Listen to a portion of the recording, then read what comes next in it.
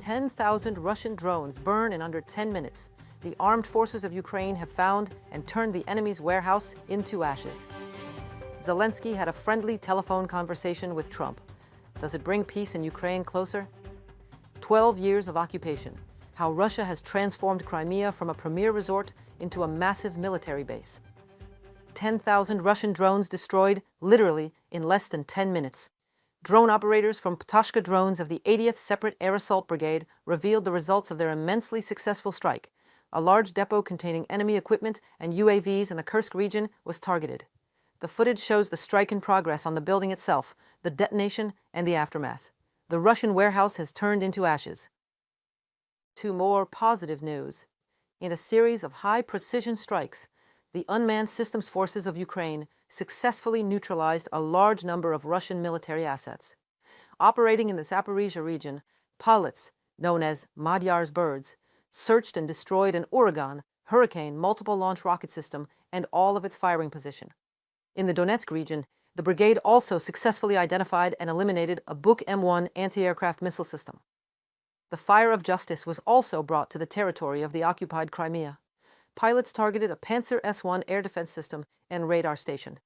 The unmanned systems forces emphasize that identifying and destroying the enemy's long, medium, and short-range air defense networks remains their top strategic priority. If anyone ever doubted how much Russia wants peace, here it is in easy terms for you.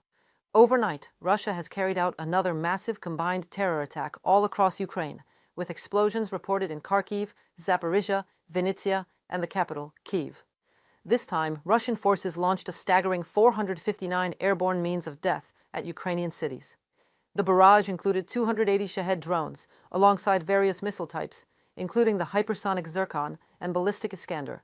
Ukrainian air defense forces successfully intercepted 406 of what was a Russian peace wave.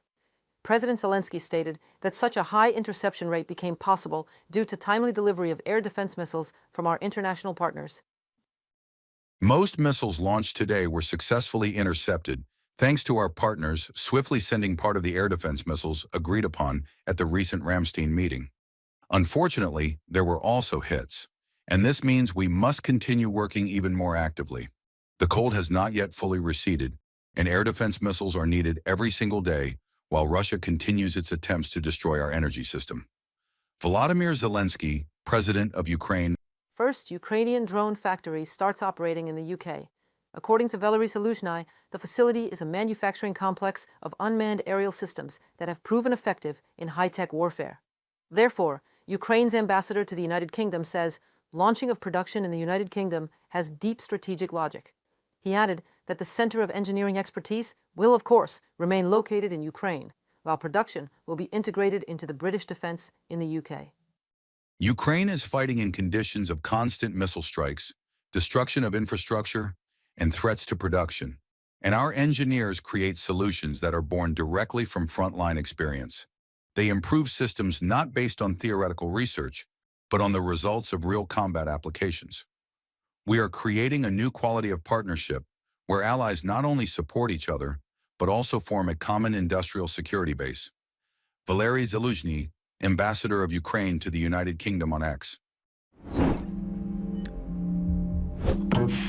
Today, 12 years ago, Russia started occupation of Ukrainian lands. It began with the Crimea Peninsula. Over 12 years of occupation, Russia has transformed Crimea, a premier land of resort, into what Russia transforms everything it occupies, a massive military base. There, Moscow has stationed advanced air defense systems, aviation, naval forces, and thousands of troops are based on the occupied peninsula. As a result, Crimea has become a springboard for aggression against mainland Ukraine and a persistent threat to the entire Black Sea region. However, despite all the Kremlin's efforts to turn the peninsula into an impregnable fortress, Ukraine is successfully degrading Russia's military potential across the occupied territory. More in the story for you.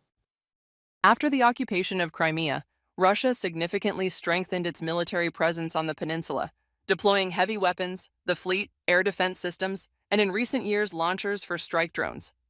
According to NATO and Western analysts, Crimea has become a fortress with more than 200 military facilities, including Black Sea Fleet bases, air bases, and ammunition depots. Russian S-400 and S-500 air defense systems cover a significant part of the Black Sea. From the first days of the full-scale invasion, the territory of Crimea became a military hub for Russia, through which it advances on mainland Ukraine, occupies its regions, and supplies its troops on the southern front. The count of successful operations by Ukraine's defense forces to demilitarize the peninsula over the last 4 years in Crimea is already in the hundreds. One of the latest was carried out in the night of 25 February. Units of Middle Strike successfully struck positions of Russian troops' air defense in Crimea. In particular, the Special Operations Forces confirmed the destruction of a launcher, a radar station, and auxiliary elements of the S-400 system worth $1 billion. Also, the Special Operations Forces of the Armed Forces of Ukraine struck a Panzer S-1 system that was covering important objects and positions of Russian air defense, from drones and missiles at low or medium altitudes. During the night of February 21st, in temporarily occupied Crimea, near the city of Inkerman, 2 enemy Project 22,460 Okhotnik border patrol ships were hit. The hits were confirmed. The scale of the damage is being clarified. In the city of Yevpatoria, on the territory of the Yevpatoria Aviation Repair Plant, 2 B-12 aircraft were hit, from a message by the General Staff of the Armed Forces of Ukraine on Telegram. These frames capture the moment of destruction of a high-speed Russian KS-701 type Tunets boat using the Ukrainian naval drone Magura V5. According to Ukrainian intelligence, international experts have recognized the latest strike platform Magura V5 as an effective drone in Russia's war against Ukraine. In total, with the help of these Ukrainian-made naval drones, 18 vessels of the aggressor country were successfully struck, of which 9 were destroyed. Also in 2024, the naval drone Sea Baby of the Defense Forces destroyed one of the gas rigs in the Black Sea. There, the occupiers kept technical reconnaissance equipment and up to 40 personnel. The Defense Forces of Ukraine, represented by the HUR, SBU, Unmanned Systems Forces, Aviation and Air Defense, and built, of course, on the foundation of the Ukrainian Navy, have effectively not just outclassed Russia's Black Sea fleet, but reduced its military value to zero in what is, in principle, not a very large maritime theater like the Black Sea. And this is now a major and unique development that is forcing naval strategists and practitioners around the world to seriously rethink their assumptions. The destruction of Russia's Black Sea fleet is not merely a military strategic outcome, but also a geopolitical fact. Andriy Klimenko, head of the Black Sea and Baltic Strategic Research Monitoring Group, in an interview with Crimea Realities. In May of 2025, Ukraine publicly presented the Magura series of strike naval drones for the first time. This is the latest technological weapon, thanks to which fighters of the HUR Special Unit Group 13 managed to turn the situation in the Black Sea in Ukraine's favor. Over 2 years of combat use of various modifications of the Magura drone, military intelligence specialists in total struck 17 maritime and aerial targets of the aggressor state Russia, destroying 15 of them completely. The very first mission that was successfully completed was the complete blockade of the Black Sea fleet. It is completely non-functional. It simply exists under current conditions. And we will gradually take control of the airspace over the Black Sea waters. Step by step, we are taking control not only of the sea, but also of the air. Targets of the armed forces of Ukraine in the temporarily occupied Crimea included various military facilities, command posts, ammunition depots, air defense systems, and oil refining enterprises.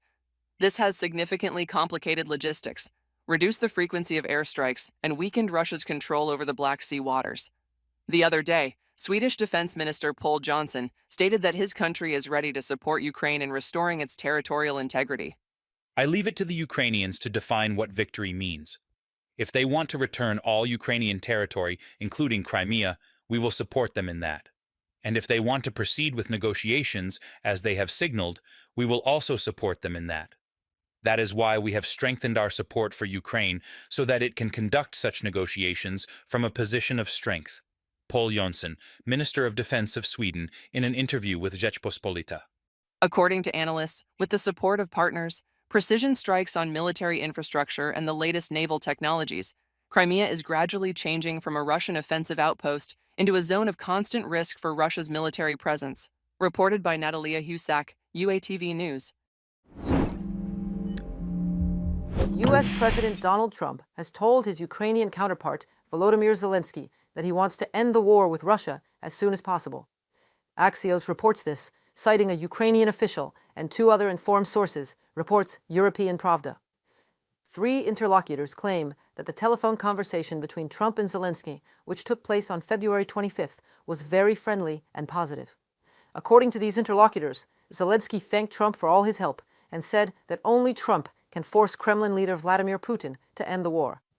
The U.S. Secretary of State Marco Rubio emphasized that the war has no military solution and will ultimately be ended for negotiations. At the same time, Rubio acknowledged that Trump's patience is not infinite, but declined to predict exactly when the White House might change its approach. According to Rubio, the U.S. president is deeply disappointed that the war continues, calling it senseless and stupid.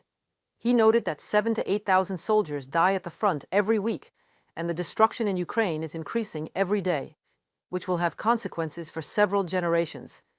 Commenting on the issue of Moscow's responsibility for strikes on civilian infrastructure, Rubio said that it was precisely thanks to U.S. support that Ukraine was able to continue its defense. He recalled American military aid, intelligence support, and sanctions against Russia. Recalled it in a way that some might call controversial. We don't provide arms to Russia. We provide arms to Ukraine. We don't sanction Ukraine. We sanction Russia. But at the same time, we find ourselves in a unique position of serving as probably the only nation on earth that can bring the 2 sides to discuss the potential for ending this war on negotiated terms. We support the victims of rape by not helping the rapist. We support families of those murdered in Bucha by not awarding Russia for that. We support Ukraine by not stepping on its throat. And we also might roll a red carpet for someone who kills Ukrainian civilians daily, but come on. We, the Trump administration, are still the good guys. And solely as good guys, we refuse to support a UN resolution on the occasion of the 4th anniversary of Russia's full-scale invasion of Ukraine that was called Supporting a Lasting Peace in Ukraine and was adopted by the UN General Assembly anyway, with 107 votes from countries, and not including the United States.